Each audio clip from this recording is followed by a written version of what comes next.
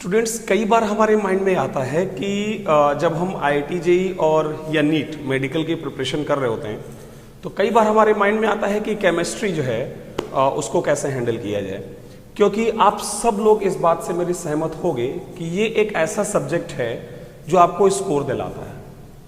अगर आप जेईई के एग्ज़ाम की बात करें, आईआईटी जेईई मेंस और एडवांस एग्ज़ाम की अगर बातचीत करें, तो मुझे लगता है कि ये वो सब्जेक्ट है जो कि आपके अच्छे स्कोर को या आपकी अच्छी रैंक को लाने में आपकी मदद करता है।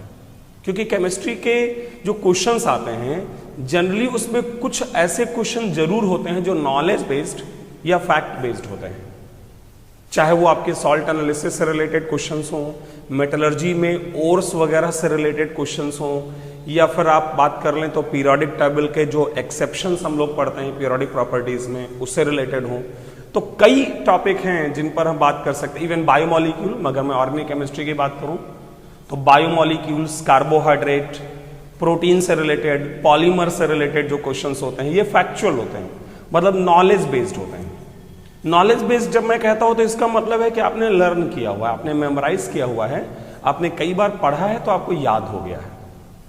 तो यूजुअली केमिस्ट्री के पेपर में 4 से 5 क्वेश्चन ऐसा जरूर होता है जो आप बिना ज्यादा दिमाग लगाए, बिना किसी मेहनत के फटाफट टिक कर सकते हैं, और बाकी के क्वेश्चंस भी उतने हैवी नहीं होते हैं।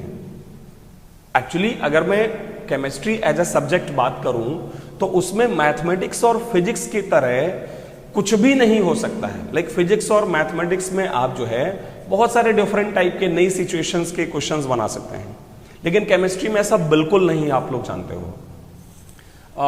इवन मैं ऐसे कह दूं कि केमिस्ट्री ना एक मतलब एक बाउंड्री है कि भाई इसी के अंदर का आएगा, और अगर आपने उसके अंदर की सारी चीजें पढ़ रखी हैं, मतलब सभी तरह के क्वेश्चन आपके ने कर रखे हैं, जो चीजें आपको लर्न करना है वो आपने लर्न कर रखी हैं, तो आपको कोई रोक नहीं पाएगा कि आप केमिस्ट्री में अच्छा स्कोर ना ला पाए। बहुत सारे मेरे स्टूडेंट्स ने 120 में से 115 का स्कोर किया जेईई मेंस में, एडवांस में भी वैसे बहुत अच्छा स्कोर किया, अच्छी रैंक भी आई। तो हमको केमिस्ट्री को ना थोड़ा डिफरेंट तरीके से उसकी अप्रोच होनी चाहिए। जैसे मैथमेटिक्स और फिजिक्स में जब आप कुछ पढ़ लेते हो तो आपको बहुत दिनों तक वो याद रहता है और बिल्कुल भूलता नहीं है। आप उसको कुछ एक इंटरवल पर अगर रिवाइज कर लें तो आपके माइंड में वो बना रहता है। लेकिन केमिस्ट्री ये एक ऐसी सब्जेक्ट है जिसके अगर आप रेगुलर टच में नहीं रहे, इवन मैं बात करूं लाइक कुछ जो ऐसे टॉपिक हैं, आप मेटलर्जी की बात कर लो, आप बात कर लो सॉल्ट एनालिसिस टॉपिक की, आप बात कर लीजिए कोलॉइडल सॉल्यूशन जिस पर आजकल बहुत सारा क्वेश्चन आ रहा है। तो बहुत सारे ऐसे टॉपिक हैं जिनके अगर टच में आप न रहें तो फटाफट भूल जाता है। ऑर्गेनिक केमिस्ट्री में आप general organic chemistry, GOC, isomerism, खास करके ऑप्टिकल और ज्योमेट्रिकल आइसोमेरिज्म, कॉन्फर्मेशनल आइसोमेरिज्म, अगर आप रेगुलरली इनको ना देखें, ना पढ़ें, रिवाइज ना करें तो फटाफट भूल जाएगा। तो मेरा एक सजेशन आपको बस एक ही होगा इस सब्जेक्ट के लिए कि इस पर कमांड अपनी डेवलप करिए, और आसान है। इवन मैं ये कहूंगा कि कई बार ना बच्चे केमिस्ट्री से बहुत डरते हैं, उनके टीचर्स या उनकी जो लाइक स्टाइल रही होगी पढ़ने की, मैं उस पर कोई कमेंट नहीं करूंगा, लेकिन शायद सही नहीं रही होगी। आपको केमिस्ट्री को ना थोड़ा समय देना पड़ेगा, थोड़ा डिवोट करना पड़ेगा टाइम शुरुआत में, और एक बार केमिस्ट्री में जब कॉन्फिडेंस आपको आना शुरू होता है तो उसके बाद आप केमिस्ट्री को सबसे कम समय देते हो तो भी चलेगा।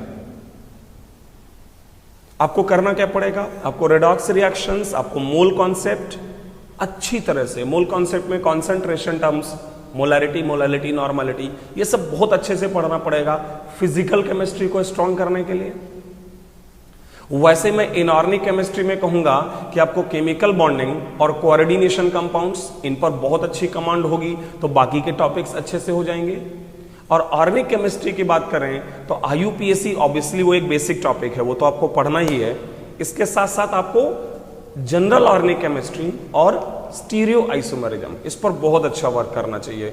इवन मैं तो कई बार स्टूडेंट्स से ये कहता हूं कि आप आईयूपीएसी पढ़ते हैं, आप आइसोमेरिज्म पढ़ते हैं अच्छी तरह से और जीओसी पढ़ते हैं, तो समझिए आपका 50% ऑर्गेनिक केमिस्ट्री तो इसी में कवर हो गया।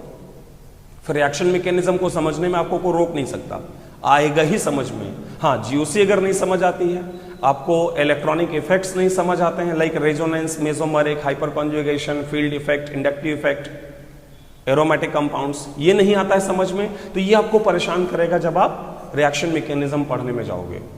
तो इसलिए इन बेसिक जो टॉपिक्स हैं इनको बार बार पढ़ें, बार बार रिवाइज करें। रेडॉक्स रिएक्शन में वो रिएक्शंस के बैलेंसिंग हो गई, इक्विवेलेंट कॉन्सेप्ट से रिलेटेड जो चीजें हैं, normality, molarity, molality, mole fraction, बहुत सारे कॉन्सेंट्रेशन टर्म्स हैं। अगर ये आपको नहीं आते हैं तो सोचिए कितने सारे फिजिकल केमिस्ट्री के टॉपिक में हमें परेशानी होगी। तो हमें ना इन टॉपिक्स पर फोकस करना चाहिए, और ये टॉपिक अगर आप अच्छा कर लेते हैं तो कोई आप किसी की ताकत नहीं आपको रोक ले अच्छा करने से।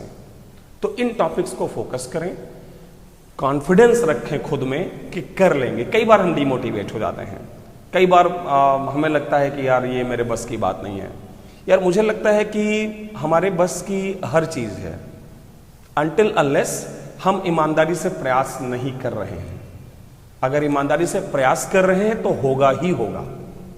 इसलिए कॉन्फिडेंस रखते हुए काम करिए। और एक चीज और ख्याल रखिए कि आपका जो केमिस्ट्री का पोर्शन आता है आपके एग्जाम्स में, उसमें मेरा जहां तक एक अनुमान है जो मैंने देखा है कि करीब 35% क्वेश्चन फिजिकल केमिस्ट्री का होता है, 35% क्वेश्चन ऑर्गेनिक केमिस्ट्री का होता है, और 30% क्वेश्चन जो है वो आपके इनऑर्गेनिक केमिस्ट्री के टॉपिक से होता है।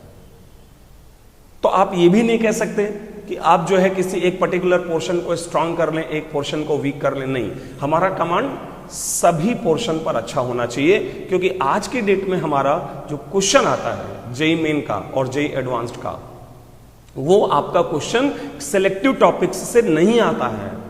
मतलब पहले, आज के 10 साल पहले, 15 साल पहले ऐसा होता था कि कुछ एक इंपॉर्टेंट टॉपिक से क्वेश्चंस मेनली आते थे, लेकिन आज की डेट में ऐसा बिल्कुल नहीं है। किसी भी टॉपिक से क्वेश्चन आता है। इवन कई बार आप देखो, पिछले 3-4 साल का अगर ट्रेंड देखो तो ऐसे टॉपिक से क्वेश्चन आ रहा है जिनको कभी हमने इंपॉर्टेंट समझा ही नहीं।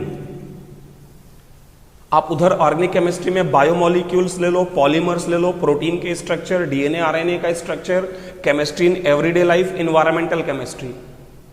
इवन यहां तक आ गया कि पिछले साल जेई मेन में कि फ्लावर बर्ड्स जो टूट के गिर जाती है वो किसकी वजह से होता है, कुछ भी आ रहा है ना। और ऐसे अगर मैं फिजिकल की बात करूं तो वहां पर सरफेस केमिस्ट्री, कोलॉइडल सॉल्यूशन, जिसको हम कभी इतना इंपॉर्टेंट नहीं समझते, लेकिन बहुत सारा क्वेश्चन आ रहा है।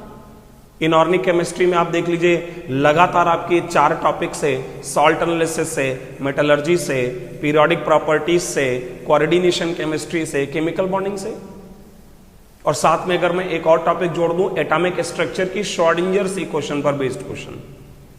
तो आप ना ये नहीं कह सकते कि ये वाला टॉपिक इंपॉर्टेंट है, ये वाला टॉपिक कम इंपॉर्टेंट नहीं। मेरे हिसाब से हर टॉपिक की अपनी इंपॉर्टेंस है, और अगर आप रेगुलर स्टडी करते हो, लाइक आप कंटिन्यूअसली और कंसिस्टेंट आवर्स में स्टडी करते हो कि भाई रोज हमको इतना पढ़ना है, ये नहीं कि आज ज्यादा खा लिया, कल जो है कम खाए, ऐसा नहीं करेंगे। हम रोज उतना ही खाएंगे, हम रोज उतना ही प्लान करेंगे, लेकिन उसको फुलफिल करेंगे। तो इसलिए शुरू हो जाइए, स्टार्ट करिए, आप सबसे होगा। नेक्स्ट टाइम जब मैं आपसे बात करूंगा तो मैं पोर्शन वाइज एक एक सब्जेक्ट को उठाऊंगा, एक एक लाइक सेक्शन को उठाऊंगा, फिजिकल, ऑर्गेनिक और इनऑर्गेनिक, और आपसे बात करूंगा कि तीनों पोर्शन को किस तरह से टैकल करना चाहिए। Thank you.